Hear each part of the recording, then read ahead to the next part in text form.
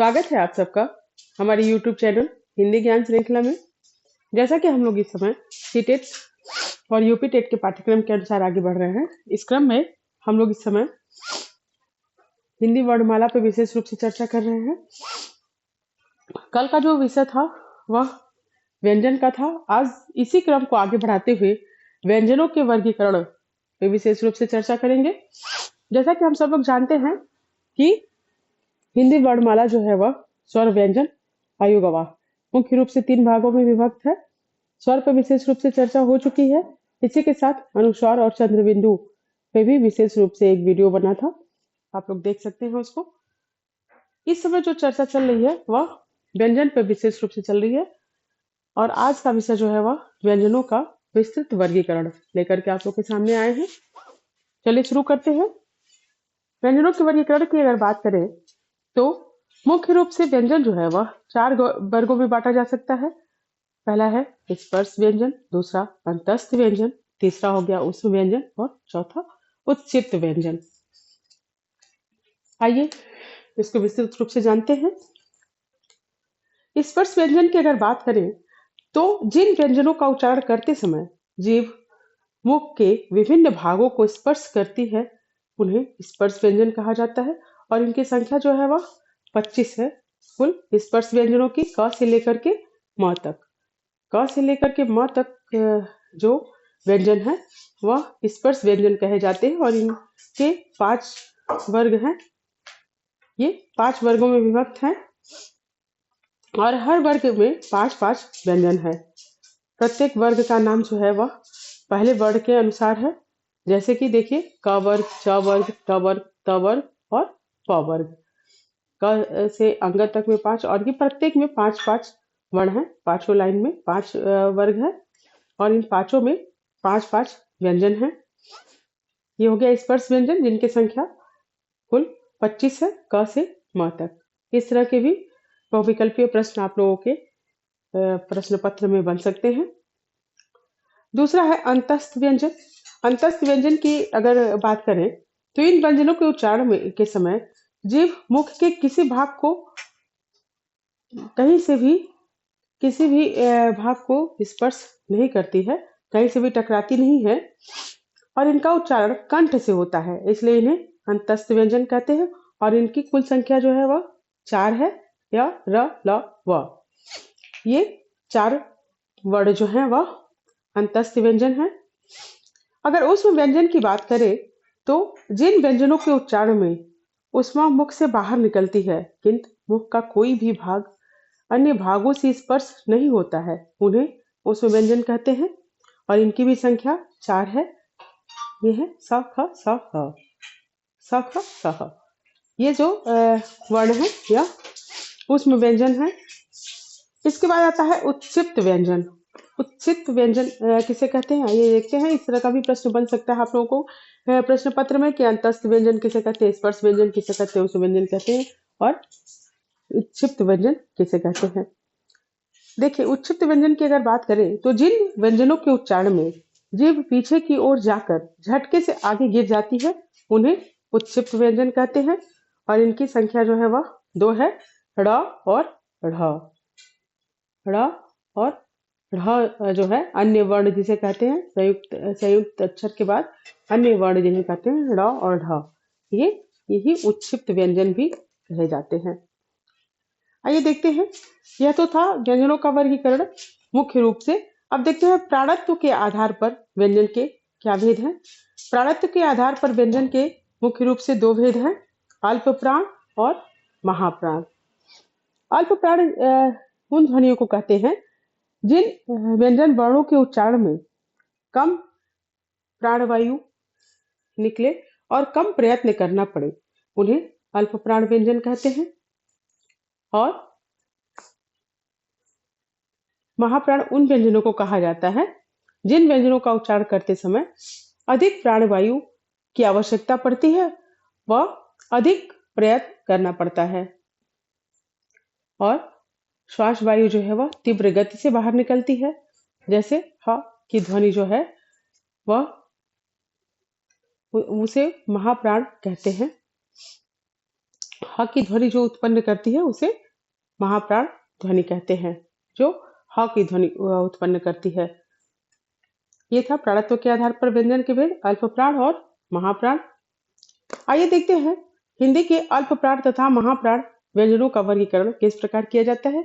अगर क वर्ग की बात करें तो क वर्ग में पहला, तीसरा और पांचवा अल्प प्राण होगा। क ख क अंग क ग और अंग। अगर क वर्ग की बात करें तो क ग अंग, च वर्ग की बात करें तो च छ च ज य। इसी तरह से अगर देखें तो अल्प प्राण जो ध्वनियां होती हैं वह प्रत्येक वर्ग के जो पहला, तीसरा और पांचवा वर्ण है वह अल्प प्राण है। इसी के साथ अगर महाप्राण की चर्चा करें तो प्रत्येक वर्ग का दूसरा और चौथा वर्ण जो है वह महाप्राण के अंतर्गत आता है। जैसे अगर क वर्ग की बात करें, एक उदाहरण देते हैं कि क वर्ग की अगर बात करें तो क ग अंग जो है वह अल्प प्राण ध्वनियां हैं, पहला, तीसरा और पांचवा। और क वर्ग में ही अगर देखा जाए तो दूसरा और चौथा ख और घ जो है यह महाप्राण ध्वनियां हैं, दूसरा और चौथा।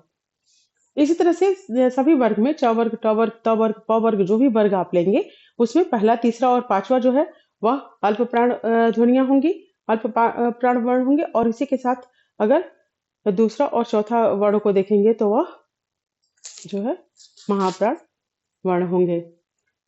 देखिए एक और तरीके से इसको समझ सकते हैं। रोमन लिपि में लिखते समय जिन वर्णों के साथ यच लगे वह महाप्राण वर्ण होते हैं। जैसे के एस से ख हो गया, जी एस से घ हो गया, पी एस से फ, वी एस से भ। ये जो वर्ण है इनमें रोमन लिपि में लिखते समय जिनके साथ यच लगे उन्हें महाप्राण वर्ण कहते हैं। चलिए आगे बढ़ते हैं। अब देखते हैं वर्णों का उच्चारण स्थान। वर्णों के उच्चारण स्थान पे विशेष रूप से देखते हैं। देखिए फेफड़ों से निकलकर मुख और नासिका विवर से आने वाली वायु के सहारे ही ध्वनियों का उच्चारण किया जाता है। जिह्वा, कंठ, स्वर, यंत्र, तालु, मूर्धा, दांत, ओष्ठ, नाक आदि जो है वह अव्यय उच्चारण में सहायता करते हैं। और बोलते समय वायु फेफड़ों से निकलकर श्वास नलिका से होती हुई बाहर की ओर जाती है। उस समय जहां सांस को रोका जाता है वह स्थान संबद्ध ध्वनि का उच्चारण स्थान कहलाता है। इन उच्चारण स्थानों के आधार पर वर्णों को 9 वर्गों में रखा जाता है। आइए देखते हैं इसको किस प्रकार से वर्गीकृत किया जा सकता है। उच्चारण स्थान के आधार पर वर्णों का जो वर्गीकरण है यह पिछले वीडियो में भी मैंने विस्तार रूप से आप लोगों को बताया था, इसमें भी बता देते हैं। देखिए कंठ की बात अगर करें, वर्ण वर्ग, उच्चारण स्थान और वर्ण के आधार पर अगर देखें तो कंठ की बात अगर करें, कंठ का उच्चारण स्थान, कंठ वर्णों का उच्चारण स्थान जो होता है वह कंठ यानी गला होता है। और ये जो वर्ण है वह अ आ अह अंग, अ आ अह, क ख ग घ ह, ये जो है ये कंठ ध्वनियां हैं। तालव्य की बात अगर करें, तालव्य का मतलब होता है तालु, उच्चारण स्थान तालु से होता है इसका। और ये जो वर्ण होते हैं वह ई, च, छ, ज, झ, य, स। ये जो वर्ण है वह तालव्य है। मूर्धन्य की अगर बात करें, मूर्धा का मतलब होता है मूर्धा, मुख की छत। ठीक है, ये मूर्धन्य ध्वनियां जो हैं उनके बारे में देखें तो री, ट, ठ, ड, ढ, ढ़, ढ और र और स, पेटफोड़ का श। ये जो वर्ण है यह मूर्धन्य है। दंत की बात अगर करें, दंत का मतलब होता है दांतों पर जीभ के लगने से जिन वर्णों का उच्चारण होता है वे हैं त, थ, द, ध, ल और स। आप देखे होंगे मैं इसे त, थ, द, ध इस तरीके से नहीं बोल रही हूँ, क्योंकि इन वर्णों को स्वर रहित करके बोला जा रहा है। ये वर्ण जो है ये व्यंजन वर्णों का इस समय आप लोगों के सामने ये चर्चा चल रही है। तो जो व्यंजन वर्ण होंगे वे स्वर रहित होंगे, और स्वर रहित करने के लिए उनके नीचे एक तिरछी रेखा हलंत लगाई जाती है, तब जाकर के वह स्वतंत्र रूप से व्यंजन के रूप में प्रयुक्त होते हैं। तो उनको इस तरह से पढ़ेंगे। अगर उसको पूर्ण उच्चारण करेंगे त, थ, द, ध, न, तो उनको उसमें स्वर की सहायता लेनी पड़ेगी और वह पूर्ण रूप से व्यंजन नहीं होंगे। आइए देखते हैं आगे। ओष्ठ की अगर बात करें तो दोनों होठों की सहायता से जिन वर्णों का उच्चारण होता है उन्हें ओष्ठीय व्यंजन कहते हैं। देखिए, उ, ऊ, प, फ, ब, भ। ये जो है, इनके उच्चारण में दोनों होठ आपस में मिल रहे हैं। आप लोग इन वर्णों का उच्चारण करके भी अभ्यास कर सकते हैं, पिछले वीडियो में भी मैंने बताया था। देखिए, अगला है कंठ तालव्य। कंठ और तालु से जिन वर्णों का उच्चारण होता है वे है ए और ऐ। कंठोष्ठी की अगर बात करें, कंठ और होठों की सहायता से ओ और औ ये वर्ण हैं जो कंठोष्ठी कहे जाते हैं। दंतोष्ठ की अगर बात करें तो निचले होठों के साथ दांतों से मिलने से जिन वर्णों का उच्चारण होता है उन्हें दंतोष्ठी कहते हैं। और यह वर्ण जो है वह व है। व में हलंत लगा करके इसे स्वर रहित कर देंगे तो वो व हो जाएगा। अगला है नासिक्य। नासिक्य की अगर बात करें तो मुख और नासिका की सहायता से जिन वर्णों का उच्चारण होता है उन्हें नासिक्य कहते हैं। और इसमें है अंग, अंग, य, ण, न, म। ये जो वर्ण है वह नासिक्य वर्ण है। ये था उच्चारण स्थान के आधार पर वर्णों का वर्गीकरण।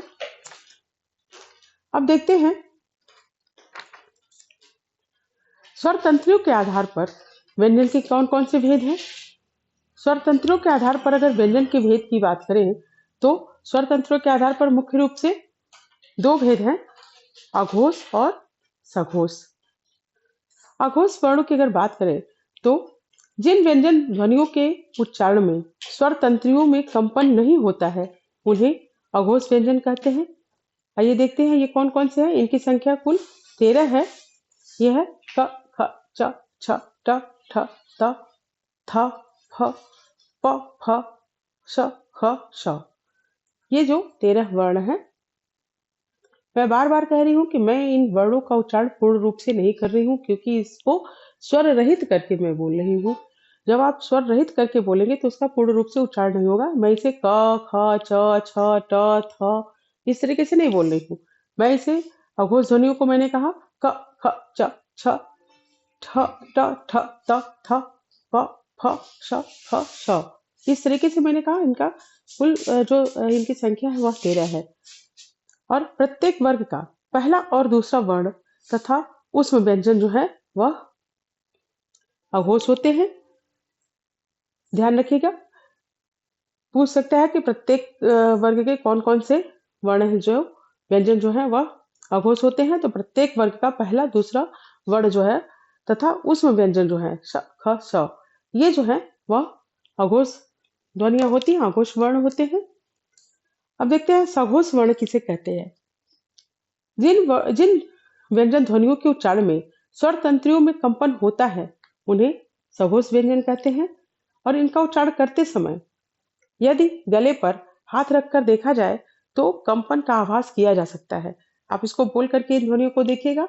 अगर आप गले पे हाथ रखेंगे स्वर तंत्री पे तो उसमें एक कंपन आपको स्वतः महसूस होगा। इन वर्णों के सघोष ध्वनियों के उच्चारण में, सघोष वर्णों का जो उच्चारण होता है उसमें स्वर तंत्री में कंपन होता है। और इनकी जो संख्या है, इनकी कुल संख्या 11 है। 11 जो स्वर हैं वही सघोष है। जो सभी स्वर हैं 11 स्वर हैं। आपको बताया था पिछले वीडियो में कि अ से अ तक जो 11 वर्ण हैं वह स्वर हैं। और यही जो स्वर हैं वही अघोष, वही जो है वो सघोष ध्वनियां कही जाती है, सघोष वर्ण कहे जाते हैं। और यह है अ, आ, ई, उ, री, ए, ओ और औ। ये जो 11 स्वर हैं वो सघोष हैं। और अगर व्यंजन की बात करें तो प्रत्येक वर्ग का तीसरा, चौथा तथा पांचवा वर्ण इसी के साथ ह और ड़, ढ़, ये जो वर्ण हैं व्यंजन, ये कुल 22 हैं। ये भी सघोष में आएंगे। देखिए, प्रत्येक वर्ग का तीसरा, चौथा और पांचवा, जैसे क, घ, अंग, ज, झ, ञ, ड, ढ, अड़, द, ध, न, ब, भ, म, य, र, ल, व, ह, ड़ और ढ़। ये जो 22 वर्ण हैं, मतलब 11 स्वर और व्यंजन के जो 22 वर्ण हैं, ये जो है ये सघोष ध्वनियों में आएंगे। देखिए, ये थी आज की चर्चा व्यंजनों के वर्गीकरण पे, जिसमें मुख्य रूप से हम लोगों ने देखा व्यंजनों के वर्गीकरण: स्पर्श व्यंजन, अंतस्थ व्यंजन, उष्म व्यंजन, उच्छिष्ट व्यंजन, और प्राणत्व के आधार पर जो व्यंजनों के भेद थे: अल्प प्राण, महाप्राण। इसी के साथ जो है वर्णों का उच्चारण स्थान के विषय पर भी विशेष रूप से चर्चा हुई। स्वर तंत्रियों के आधार पर जो व्यंजन के भेद थे, अघोष और सघोष, उसमें कितने कितने वर्ण आएंगे और कौन कौन सघोष है, कौन कौन से अघोष है, इस पर विशेष रूप से चर्चा हुई। अब कल का जो विषय होगा, अगला वीडियो जो आएगा, वह संयुक्ताक्षर पे विशेष रूप से चर्चा करेंगे अगले वीडियो में, क्योंकि वीडियो बहुत ज्यादा लंबा हो जाएगा, इसलिए बहुत इसको आगे नहीं बढ़ाएंगे। छोटा छोटा पॉइंट आप लोग के सामने रखेंगे ताकि पूरा कॉन्सेप्ट आप लोग को क्लियर हो। उम्मीद है हमारा यह प्रयास आप लोग को अच्छा लगेगा। अगर आप लोग को मेरा वीडियो अच्छा लगे, मेरे वीडियो से आप लोग लाभान्वित हो, तो मेरे चैनल को सब्सक्राइब कीजिए, लाइक कीजिए और शेयर कीजिए। मिलते हैं अगले वीडियो में, तब तक के लिए धन्यवाद।